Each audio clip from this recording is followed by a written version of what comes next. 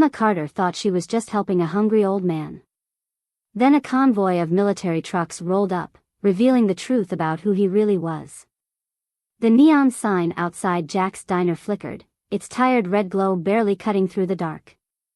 It was just another roadside stop off I-65 in Bowling Green, Kentucky, a place where the coffee was strong, the pie was homemade, and the floors groaned under every step. Nothing special. Nothing that ever made the news. But if you paid attention, every face that walked through the door had a story to tell. For over 10 years, Emma had been part of the backdrop. At 42, she knew this place better than her own home. Her blue dress and white apron felt as much a part of her as the smell of frying bacon and the scratchy country songs playing from a jukebox that only half worked. It was late. Nearly midnight. The usual crowd had thinned out, just a couple of truckers at the counter, sipping coffee like fuel for the long road ahead. Old Mr. Davis sat in his usual booth, slowly stirring a bowl of chili he barely touched. A pair of high school kids whispered and laughed over a shared milkshake, their phones lighting up their faces more than the dim overhead bulbs. And then there was him. Emma spotted the man just outside the window, standing at the edge of the light. His coat was too big, frayed at the seams, like it had belonged to someone else. His boots were worn down, almost split at the soles. His hands, rough, lined with age and hardship, trembled slightly as he counted a few crumpled bills. She had seen him before. Not often, but enough to remember. Always hanging around, like he wanted to come in but couldn't quite bring himself to. Some nights, he left without stepping through the door. Other nights, he stood there just long enough to remind the world he still existed. Tonight, he walked in. The bell over the door gave a weak jingle. A cold gust followed him, making the lights flicker. Emma wiped her hands on her apron and stepped forward. "You coming in, or just letting all the heat out?" she asked, keeping her tone light. The man hesitated, his gaze flicking from the truckers at the counter back to the door, like he wasn't sure if he should stay. "You can stand there all night if you want," she said, "but the view's just as good from inside." After another pause, he shuffled in, shoulders hunched like he was bracing for something. Emma grabbed a menu and set it on the table closest to the window. "Go on, have a seat." He lowered himself into the booth stiffly, like his joints had forgotten how to move. His fingers hovered over the menu before stopping at the cheapest item, a cup of soup. "I'll just take the soup," he mumbled. "Potato, if you got it." Emma leaned against the counter, arms crossed. "How about a sandwich, too?" He let out a dry chuckle. "Soup's fine." She shrugged. "Kitchen's slow tonight. If they don't have something to do, they start picking on me." Before he could argue, she turned to the kitchen window. "Hey, Joe. Potato soup and a turkey sandwich, extra mustard." Joe, the cook, barely looked up before nodding. The old man, Henry Dawson, as she'd later find out, shifted in his seat, his hands restless against the table. "I'll pay you back," he said, voice quiet. Emma waved a hand. "Don't worry about it." "No, really." His faded blue eyes met hers. "Someday." She just smiled. "Eat while it's hot." And just like that, something set in motion that no one saw coming. Henry hesitated before picking up the spoon. His hands hovered over the bowl, like he wasn't sure if accepting kindness would cost him more than he could afford. Emma pretended to wipe an already clean glass, keeping an eye on him from behind the counter. She recognized that look, the quiet shame of someone not used to taking help. But a meal wasn't charity. It was just human. Joe slid the plate onto the counter. "Extra mustard, like you said." Emma grabbed it and placed it in front of Henry before he could refuse. He looked up, something unreadable in his eyes. Gratitude, maybe. Or something deeper. "You didn't have to." "It was already made," she said, sliding into the seat across from him. No sense letting good food go to waste. He studied her for a long moment, like he was trying to figure out if there was a catch. There wasn't. Finally, he picked up the spoon and took his first bite. The world around them carried on as usual. The truckers grumbled about fuel prices. Mr. Davis stirred his chili in slow, careful circles. The kids bickered over which song to play next. But in that booth, something had changed. Henry ate slowly, like each bite had to last. He chewed the sandwich deliberately, savoring it in a way most people forgot how to. Between bites, he finally spoke. I used to stop here, a long time ago. Emma raised an eyebrow. Yeah? Back when I was driving. He nodded toward the window, like he was looking past the present, back to another life. Ran routes from the East Coast to Texas. Sometimes further. She leaned back. Truck driver? Not always, he muttered. Drove rigs after the war. There it was. The war. She didn't ask which one. She didn't have to. His face told her enough. Vietnam, maybe. Gulf War. But probably Vietnam. The years had settled into his skin in a way only soldiers carried. In the lines around his eyes. In the way his hands never stopped moving, even when they were still. She knew better than to ask the wrong questions. Some ghosts didn't like to be disturbed. So she kept it simple. What made you stop driving? Henry set his spoon down, a small, weary smile pulling at the corner of his mouth. The body gives out before the will does. Emma nodded. She understood more than he knew. Yeah, ain't that the truth?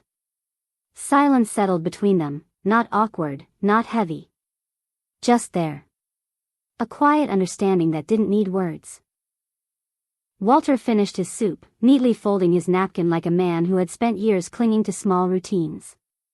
Then, with slow, deliberate movements, he reached into his pocket.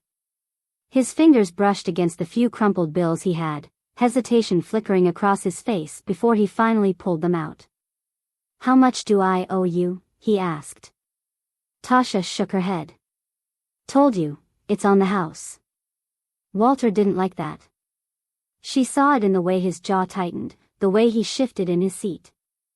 I don't take charity, he said. It's not charity, she replied simply. It's a meal. He exhaled sharply, his gaze dropping to the table. I'll pay you back. Tasha gathered his empty bowl. Not worried about it. But Walter stayed firm. Someday. His voice carried weight now, a quiet certainty. She studied him for a moment, then smiled. All right. Someday. He nodded, then slid out of the booth, moving with the stiffness of a man who had walked too many miles with too little rest. Before he left, he met her eyes. Thank you, Miss Reynolds. Tasha frowned. She hadn't told him her last name. But before she could ask how he knew it, the bell above the door jingled, and he was gone. What she didn't know was that, someday, was coming sooner than she ever could have imagined. The morning after felt like any other.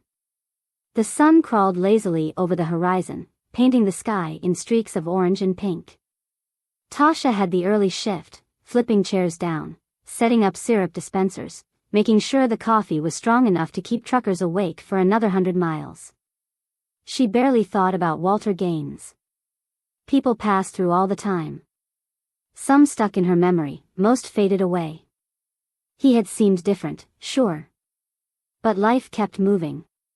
By noon, the diner was packed. Plates clattered, conversations overlapped, the air thick with the smell of bacon grease and fresh coffee. At the counter, a man argued with Lou about whether ketchup belonged on eggs. Tasha was mid-pour, refilling a customer's coffee, when she heard it. Engines. Not just one or two, a lot of them. It started as a low vibration in the floor, making the salt shakers tremble. Then, through the diner's wide front windows, she saw them. A convoy. 4 military vehicles rolled into the parking lot. Big, serious-looking trucks. Not National Guard guys stopping for a bite. These were government plates, dark-tinted windows. The diner fell silent. Conversations cut off mid-sentence. Even Lou, who never looked up from his grill, turned his head slightly. Tasha's stomach tensed. The trucks came to a stop. Doors opened. Men stepped out, uniforms, boots. Some in standard fatigues. Others in more decorated gear. Officers. One of them, a tall man with sharp features and graying hair, adjusted his cap and strode toward the entrance. The bell jingled as he stepped inside. Nobody moved.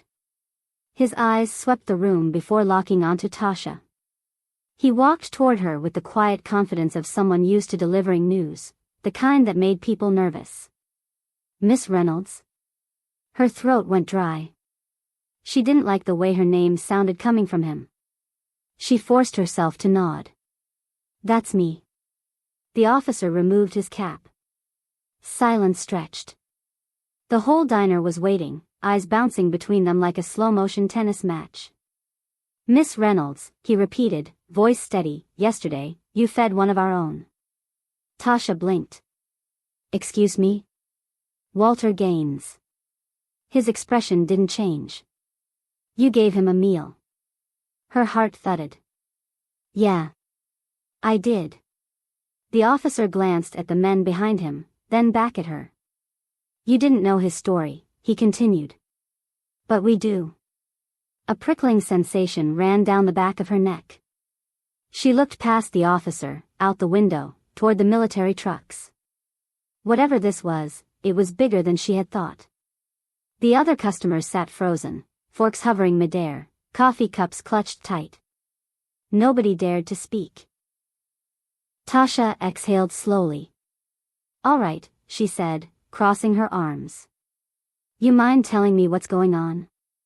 The officer studied her for a moment, then gestured toward the nearest booth. "I think you might want to sit down for this." She didn't. Something about the way he looked at her made her stomach twist.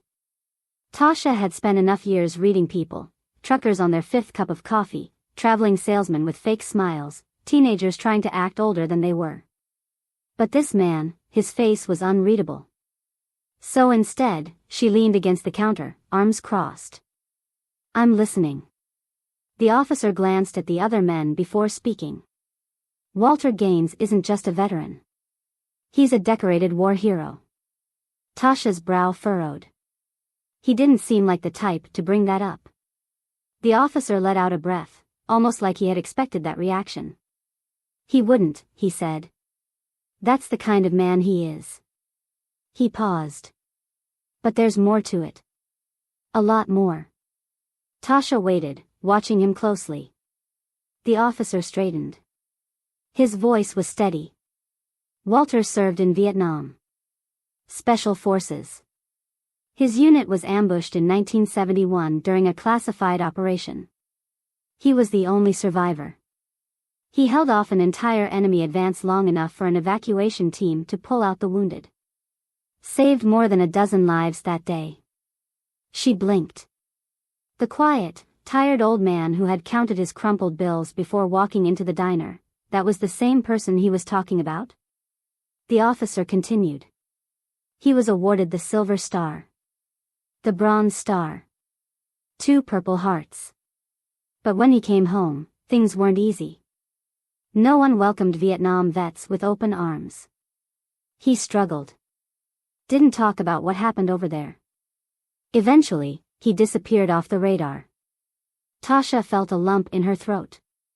"How long has he been living like this?" "Decades," the officer admitted. "He worked when he could. Lived where he could. Never asked for help. Most people forgot his name." He tilted his head. "But you didn't." She shifted under his gaze. "I just gave him a meal." "You gave him more than that," the officer said. "You showed kindness when nobody else did." Tasha glanced toward the window, where the military trucks sat like silent sentinels. A dozen questions raced through her mind. But one stood out. "Why are you here?" she asked. "Why now?" The officer hesitated, as if choosing his words carefully. Walter disappeared from our records years ago. He never claimed the benefits he earned. Never reached out to the people who owed him more than they could ever repay. We didn't know where he was, until yesterday. Tasha frowned. How'd you find him? The officer's expression softened. Just slightly. He made a call. She stiffened. What? The officer nodded. After he left your diner, he found a payphone. Dialed a number he hadn't called in over 30 years. His voice lowered, like the words themselves carried weight. He said he wanted to come home. The Walter Gaines who had walked into Benny's diner the night before wasn't just a hungry old man. He was a man who had made a decision, maybe the hardest one of his life. Tasha exhaled, running a hand through her hair. He didn't tell me. The officer gave a small shake of his head. He wouldn't. She let out another breath. So, what happens now? That depends, the officer said. Walter asked to see you. Her eyebrows shot up. Me? The officer nodded. He said if it weren't for you, he wouldn't have made that call. Tasha stared at him, her mind scrambling to keep up. She had known Walter for all of one meal, one conversation. And now, she was standing in the middle of something much bigger than herself. She glanced at the booths, at the customers pretending not to eavesdrop, then back at the officer. Where is he? The officer motioned toward the door. He's waiting outside. And just like that, Tasha realized this wasn't just Walter's story anymore. It was hers too. Her pulse picked up as she hesitated. Outside, the military trucks sat heavy in the parking lot, their presence unnatural against the backdrop of the little roadside diner. The customers were silent, waiting to see what she'd do. Even Lou had stopped pretending to clean the grill. She swallowed hard. All right, she said finally. Let's go. The officer gave a short nod and turned toward the door. Tasha followed, her heartbeat loud in her ears. The crisp midday air hit her the second she stepped outside, clearing the fog in her head. And there he was, Walter Gaines.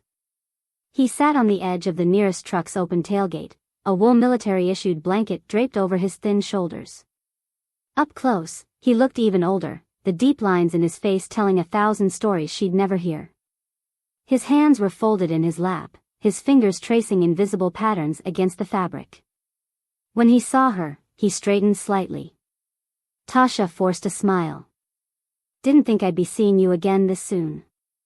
Walter let out a dry chuckle. Didn't think I'd be seen at all. She crossed her arms, glancing at the uniformed men standing nearby. So, what's all this about? Walter's eyes softened. I made a call, he said, his voice lower now, like he was still trying to believe it himself. Told them I was ready. Ready for what? She asked. He took a slow breath. To stop running. The words settled between them. Walter exhaled. Spent too many years pretending I didn't need help. Thought if I stayed invisible, I wouldn't be a burden to anyone. But you, he shook his head, looking at her with something unreadable in his eyes. You reminded me that people still care. That maybe I got more left in me than just waiting for the end. Tasha felt something in her chest tighten. She hadn't thought much when she paid for that meal. She didn't think she was changing anyone's life. She just saw a man who was hungry and did what any decent person would do. But sometimes, the smallest things hit the hardest. Walter glanced at the officer, then back at her. They're offering me a place to stay. A way to get back on my feet. And I want that. His throat bobbed. But I asked them to find you, 'cause I need to know something first. Tasha raised an eyebrow. What's that? Walter's fingers tightened around the edge of the blanket. Do you believe in second chances? She exhaled. Yeah, Walter. I do. He nodded, pressing his lips together. Then, with a shaky breath, he reached into the pocket of his coat and pulled out a folded envelope. Tasha frowned. What is it? Walter handed it to her. She hesitated before unfolding the paper. Inside, the handwriting was neat but aged, like someone had written it with careful purpose. It was a letter. Dated 1972. Addressed to Walter Gaines. She glanced up, confusion clouding her face. I don't understand. Walter's voice was barely above a whisper. It's my last letter home. He swallowed. Never mailed it. Tasha's stomach clenched. He swallowed again, like he was forcing himself to keep going. I wrote it after that mission. Thought I wasn't gonna make it back. His voice wavered. But I did. And when I got home, I couldn't bring myself to send it. She stared at him. Why? Walter looked past her, his gaze distant. Because I didn't feel like the same man who wrote it. Silence stretched between them. Slowly, Tasha unfolded the letter, her fingers tracing the inked words. She didn't read it, not yet. This wasn't hers to rush. Walter shifted, his expression unreadable. If you believe in second chances, he hesitated, then took a deep breath. I figured maybe you'd help me send it now. Tasha's throat tightened. To who? Walter exhaled through his nose, his jaw tightening. My daughter. The words hit like a brick. Tasha's breath caught. Your daughter? Walter nodded. Haven't seen her since she was a baby. Left before I even got to hold her. Been too much of a coward to find out if she'd even want to know me. Tasha gripped the letter tighter. She wasn't sure what she expected when she walked outside, but it sure as hell wasn't this. And now she had a choice to make. Tasha's grip tightened around the letter, the weight of it heavier than the paper itself. She had walked out of the diner expecting an explanation, maybe even a thank you. Instead, she stood in front of a man who had spent decades carrying a burden no one else could see. A daughter. Walter had a daughter. Tasha looked up at him. His face was steady, but his hands trembled slightly as they rested on his lap. This wasn't just a letter. It was a bridge. A final attempt to reach someone he had lost before he ever truly had her. She let out a slow breath. You sure about this? Walter exhaled through his nose, his jaw tightening.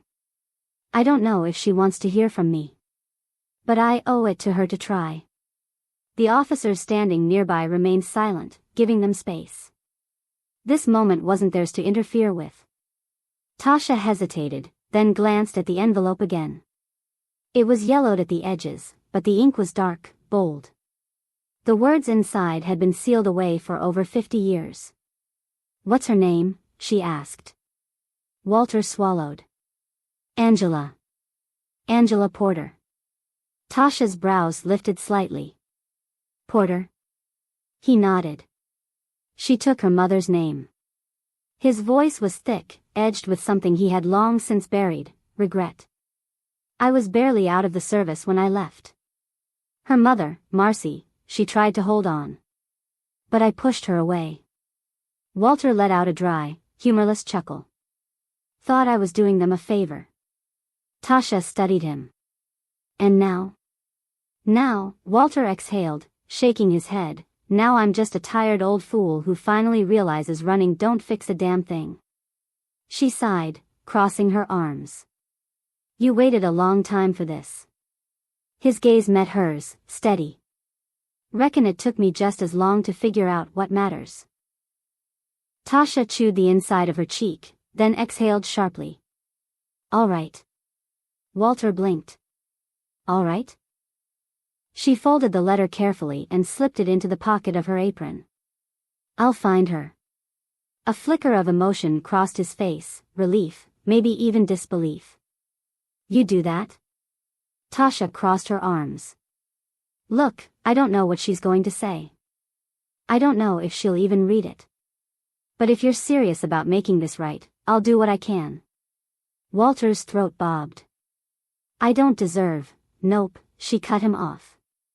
Not gonna let you do that. I'm not here to tell you what you do or don't deserve. That's between you and Angela. I'm just here to make sure she gets this. For the first time since she'd met him, Walter looked lighter, like a man who had finally set down a suitcase he'd been carrying for far too long. The officer who had brought him here stepped forward. Walter, it's time to go. Walter nodded slowly, then looked at Tasha one last time. If she don't want nothing to do with me, he said, his voice barely above a whisper, don't let it weigh on you. Tasha let out a short laugh. I'm a waitress, Walter. You think I haven't dealt with people yelling at me before? A slow smile tugged at the corner of his mouth. Reckon you have. She held out a hand. Take care of yourself. Walter hesitated, then gripped her hand in both of his. His grip was weak, but steady. Thank you, Miss Reynolds. Tasha nodded. And then, without another word, Walter stepped into the truck. The doors shut. The engines rumbled to life.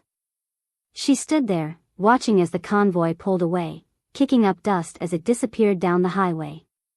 The letter in her pocket suddenly felt like the heaviest thing she had ever carried. She had no idea what Angela Porter would say when she found her.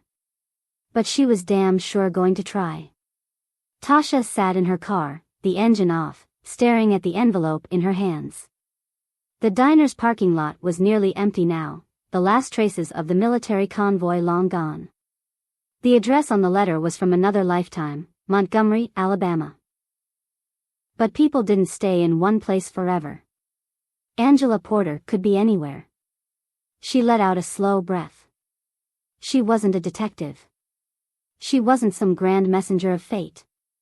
She was just a waitress who happened to be in the right place at the right time. But sometimes, that was enough. She pulled out her phone and started searching. It didn't take long. Angela Porter. 54 years old. Mobile, Alabama. Tasha stared at the screen. What the hell was she supposed to say? Hey Angela, this is Tasha. You don't know me, but I fed your father a turkey sandwich, and now I have a 50-year-old letter he wrote you before he disappeared off the grid. Yeah. That would go over well. She sighed, gripping the wheel. There was no perfect way to do this. So she did what she knew best. She got up, got out, and handled it. Her fingers dialed the number before she could think twice. It rang. Twice. Then 3 times. Then, hello? A woman's voice. Strong. A little cautious. Tasha swallowed. Hi. Is this Angela Porter? Silence. Who's asking? Tasha gripped the letter in her lap. My name is Tasha Reynolds. She exhaled sharply, forcing herself to keep going. I met someone recently. A man named Walter Gaines. Silence. Then, a sharp intake of breath. Tasha pushed forward. He asked me to find you. He wanted you to have something. The silence stretched, heavy, uncertain. Then Angela finally spoke, her voice quiet. My father's dead. Tasha's throat tightened. No, ma'am. He's alive. A long pause. Then, barely above a whisper, that's not possible. Tasha closed her eyes for a moment, then forced herself to speak. I know this is a lot. But he's alive. And he asked me to get this letter to you. Angela didn't respond. Tasha gave her a moment. Then, finally, where are you? Tasha hesitated, then said, Bowling Green, Kentucky. Angela exhaled, shaky and uneven. I need a minute. Tasha nodded, even though Angela couldn't see it. Take all the time you need. The line went dead. Tasha stared at her phone. That was it. No promises. No guarantees. But at least Angela knew the truth. She looked down at the envelope one last time. Some things couldn't be fixed. Some wounds never fully healed. But maybe, just maybe, this was a start.